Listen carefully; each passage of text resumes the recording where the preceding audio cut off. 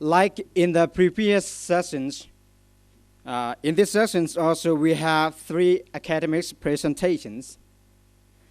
The first is on the significance of Pali commentaries by a Pali scholar, Dr. Giuliano Giuliani.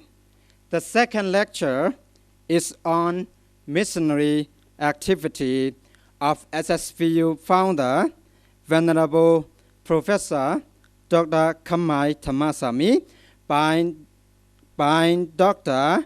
Chutipat Tandrapon. The third and last paper is on Western missionary linked to time forest tradition by Ms. Patharalat Suwanwatana. Just as in the previous sections, at the end of each paper presentation, there would be presenting certificates of appreciations and presents. After the paper presentations, we will immediately there will be closing remark by Venerable Dr. Pandawa Pipala of SSBU. After that, books of thanks will be proposed by Venerable Vijita Pipala from SSBU. Finally, to close the lecture program, there will be collective recitations of a short Pali stanza, Buddha Sasanam Jilam Ditatu. And at the end of the program, dinner will be well prepared for all lay participants and served.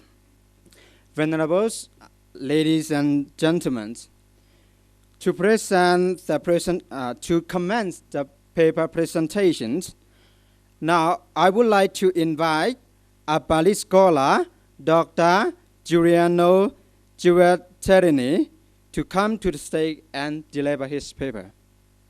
Dr. Giuliano Giuliani is a lecturer at the Mahidol University of Bangkok.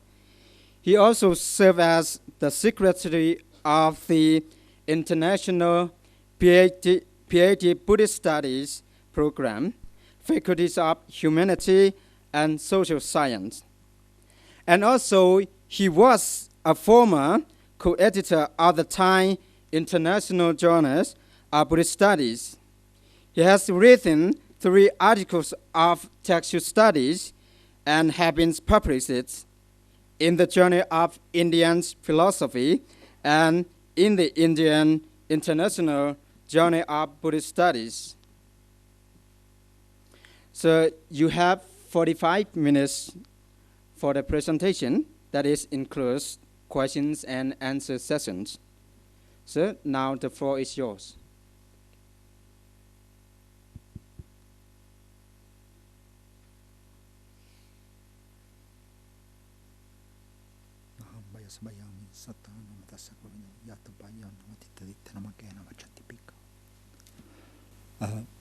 Thank you to Venerable Kemindasara for the very kind presentation. First of all, I would like to express my gratitude. First of all, to Venerable Professor Kamasai Dhammasami, who was very kind inviting me here. And I would like also to convey my happy birthday by the video, since it's not here at this moment. And of course, happy birthday on behalf of the International Buddhist Studies Program at Mahidol University, where I teach Pali literature, Pali grammar, as Venerable Kemindasara just mentioned. So this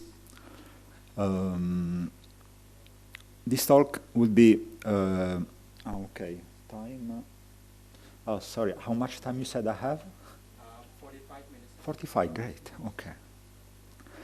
Okay. So The talk would be on the importance of commentaries, of commentarial literature in the understanding of the Pali Canon, the Pali Tipitaka, and generally in the understanding of Buddhism. The premise behind that is basically that there is an underestimation of the commentaries. Commentarial literature is somehow overlooked for some reason that we'll try to see together. I appreciated that this morning it was mentioned several times that this great project here of the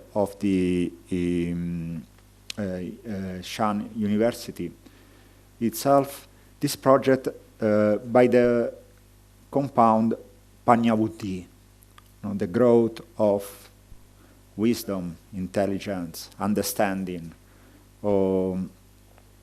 as we said this morning, knowledge. I would like to point out, speaking of Panyavuti as the growth, the increase, the developing of knowledge, that we are talking about a knowledge which is not just academic knowledge. Most of you here know that Panya in Panyavuti is from the verb pajanati. Janati is to know. Pa is the intensification of the verb to know. So pajanati is usually explained in the suttas and also in the commentaries as yatabhutam janati passati. Means knowing, one knows and sees the way things are according to reality. So it's something a little more than just knowledge. There is seeing, so there is a direct perception, there is a direct witnessing of reality, directly seeing reality, something more than just knowing, and also yatabhutam, according to reality. So it's something intuitive, insightful. And, as you surely know, usually what we mean by panya is the combination of three important parts of the path. So it's a pariyatti, patipatti, and pativeda. So we have pariyatti, and this is related to what we are doing here. So this academic meeting here. So we are cultivating pariyatti, but this is part of the picture. We have a larger picture that includes patipatti. So patipatti is the same term of same root of patipanna. So one who walks on the path. Patipada, a synonym of magga, the Arya-Tangika magga. And then we have pativeda. Pativeda, veda means penetrating, going through. So there is the penetration of reality in knowledge, not just the accumulation of notions, of information and so on. So this, I think this is an interesting approach that we may follow, also to see the way the commentaries work in order to explain the contents of the Tipitaka.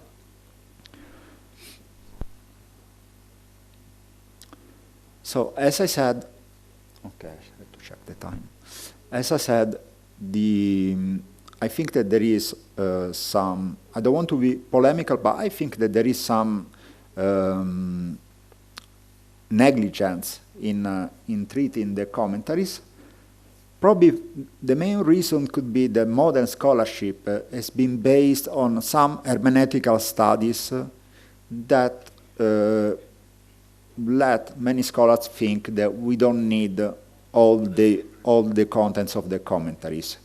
So the idea is become, you can see that you can find many studies where actually it is said that commentators were wrong about this, were wrong about that, or the commentators were not mentioned at all.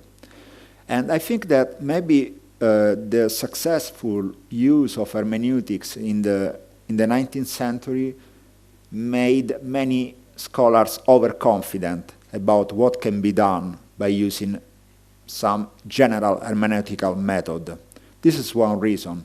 Another possible reason is that we have the monumental, a very important, crucial work by Buddhaghosa, the Visuddhimagga, and many scholars thought that we don't need to read all the rest of exegetical literature because the Visuddhimagga explains almost everything. So this is one possible hypothesis of the overlooking of commentarial literature. So what actually is being conceived as a bridge in order to understand the suttas, the Vinaya, and the Abhidhamma is become, in a modern scholarship, a sort of obstacle. So like if it is possible nowadays to approach directly the teachings of the Buddha without any commentary.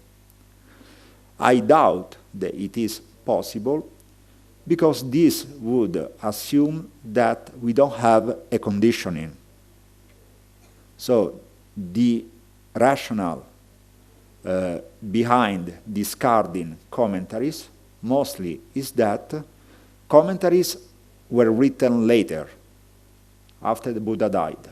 So we don't need them, we can just jump to the teachings of the Buddha. So this is a little, I would say even a little arrogant, no? Because it's like the commentators didn't understand, I do. No? I was born in the 21st century, but I can understand the Buddha much better than Buddhaghosa, the Dhammapalachari, and so on. No? It's a little arrogance, which is, I think, quite common in academy nowadays. No? Because I think that we need to, Buddhist studies in modern scholarship are quite new in a way. So we need to, I think, to refine the methodology. And one mistake in methodology is discarding commentaries. So I would like to emphasize the reasons why actually we have a lot to learn through commentarial literature. So we have these points here. The first one is that they represent lexicographical instruments. So namely, simply speaking, is that they explain the language. So we have Pali commentaries that teach us how to read Pali Suttas, Pali Vinaya, and Pali Abhidhamma. So we had the explanations here. And commentators knew the Pali language much better, I think, than we know now. So actually we have experts like Buddhaghosa himself, for instance, who was an expert in Pali and Sanskrit as well. So actually he knew the usage of each single term at the times of the Buddha, much better than we may know now by reconstructing synonyms and so on. So in this case, I think that we have an explanation, and we'll see some examples of how the commentaries actually explain, word by word, the suttas. They are made this way. Actually, the main structure of the commentaries, especially Pali commentaries, compared with the Sanskrit commentaries, is that Pali commentaries tend to explain every single detail, all the nuances of a single word. They split the compounds, so they explain actually even the slightest grammatical rule. So this is one point. The second point is in the explanation, the interpretation of the Buddhist philosophy itself. So Buddhist philosophical tenets actually find their own broad explanation in the commentaries. And even in this case, I think that it is quite important to think that there is a tradition behind that.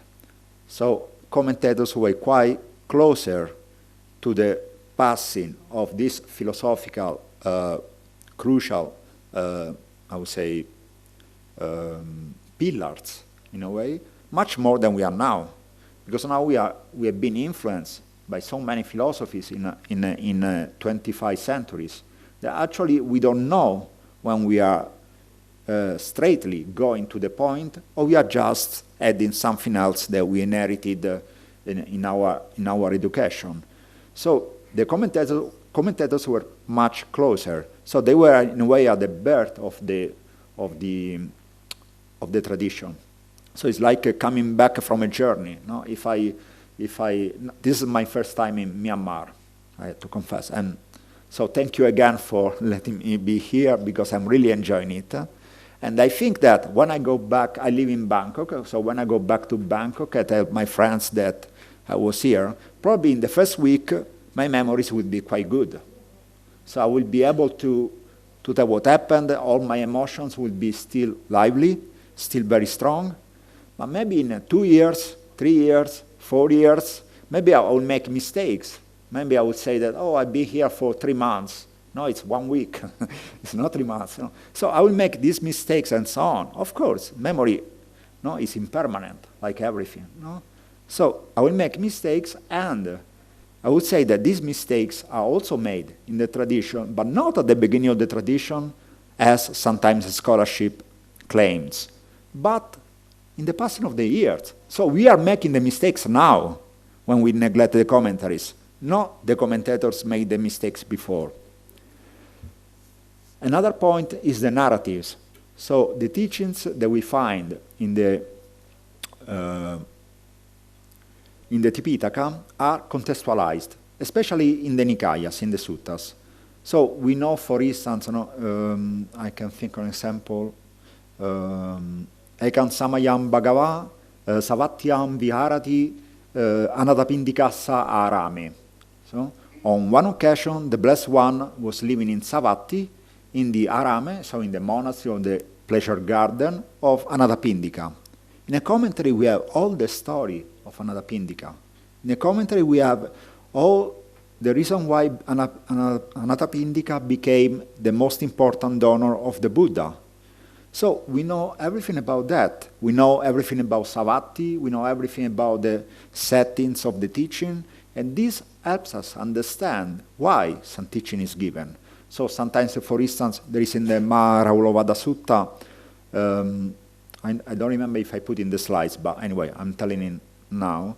There is one point when Sariputta teaches, encourages Rahula to practice Anapanasati. And this is explained in the commentaries by the fact that Sariputta saw some flow in the mind of Rahula. So he knew what Rahula had to do at that very point. So these are important contextualization that actually help us understand why something is happening in the suttas. In the Yakka Samyutta of the Samyutta Nikaya, we have all the encounters of the Buddha, of some disciples with the Yakkas. And without the story of the Yakka, we don't know actually why something happens in the suttas. So the story of the suttas doesn't make sense without the commentaries. All the story is told through many pages in the commentaries. So we know the settings. In every story, the setting is very important. And the setting is combined with the teaching. It's not separate. We cannot take the story on one side, and then we have the teachings, and we know, and we think that we are the core of the sutta. The core of the sutta is all detail. And each detail actually conveys some meaning. We cannot take just some little part and think, I got it. Another important feature is represented by the cross-references. I think that commentaries work maybe much better than Google works nowadays. So there are so many interconnections between terms, and we can see that actually the commentators, not only Buddhaghosa, and not only those after Buddhaghosa, because we have to consider the commentarial tradition as coming before Buddhaghosa, inherited by Buddhaghosa. So anyway, all the commentators actually knew the whole Tipitaka very well, and they were capable of referring to one term, to one situation in any single moment, and each one reading that actually was open to a broad net of information that actually is even surprising just to see the technique used to convey all these cross-references. Another important reference is the variety of viewpoints. I will give you one or two examples about that. So although we have I would say, quite orthodox commentarial literature, nevertheless, many points are commented in different ways, are glozed by using, by following different directions, sometimes are even divergent. And this is quite important. Maybe it can be confusing at the beginning, but it's very important because it tells us that the commentarial literature is worth studying just as a work in itself, not just as commentaries. So now I'm underlining the importance of using commentaries to understand the Tipitaka. But actually, even if one isolates the commentaries and takes all the commentarial literature as a literature as itself, separate, would have a whole tradition which is actually worth of studying with precise features and contains all the teachings even when we separate it from the Tipitaka. Contains different standpoints, different directions, different interpretations. Okay, the number 6 is actually what I just mentioned. So actually they are an ancient tradition. So they are directly linked to the teachings of the Buddha. We don't have this gap that sometimes scholarship claims there is. Actually, there is an old tradition, and we can study the old tradition by relying on the Atthakatha, not only on the Atthakatha, actually. The Atthakatha, because they are the elaboration of ancient material. But I would also stress the importance of the so-called paracanonical literature. So the Padisambhita Magga, Netipakarana, and so on. They are not yet commentaries, but they paved the path for the future commentaries. The Padisambhita Magga is not sufficiently studied nowadays, but actually it's the main text that Buddhaghosa refers to in the Visuddhimagga. So the Padisambhita Magga is actually a crossroad. It's a moment when we have the most important interpretation in Theravada with many links with the Abhidhamma literature. So the 7th point is that actually we have the changes in Pali language. So even if one is not interested in Buddhism and is interested in linguistic features, from the Pali commentaries can see how there is a so-called Sanskritization of Pali, for instance, how different terms were used, how they were influenced with other schools. Before there was also a reference to Sarvastivada, for instance. We can see that actually we have many more connections that we may apparently see, but even without looking at the contents, the form itself shows a variety of linguistic expressions that we can actually study only through the commentaries. So this evolution of the language, of Pali language, is seen in the commentaries. Okay, another important point is that actually we have two main layers. We have the Atthakatha and the Tika. So the Atthakatha, we have one direct explanation of, for instance, a sutta. A sutta is explained in the Vannana, in the Atthakatha of that particular sutta, and word by word, by giving the context and so on. And in the Tika, we have the explanation of what has not been explained in the Atthakatha and the explanation of the Atthakatha itself. Okay, so all the words that were not explained in the Atthakatha, or most of the words that were not explained in the Atthakatha, are then explained in the Tika. And also, the Atthakatha itself can still remain a little obscure, and what is obscure in the Atthakatha is explained in the Tika. Okay, this is for the first point, the example. For the compounds, samasa, very simple explanation. So this is what we find most of the time in the commentaries. So we have, for instance, one compound. So in Pali, as all of you know, we have compounds, like in Sanskrit, and compounds don't give us the information about the relationship between the words. So we have Atta Sambhuta, and we don't know what is the relationship between Atta and Sambhuta. We don't know if it is the Sambhuta of the Atta, with the Atta, in the Atta, by means of the Atta. We don't know that. And this explanation is found in the commentaries.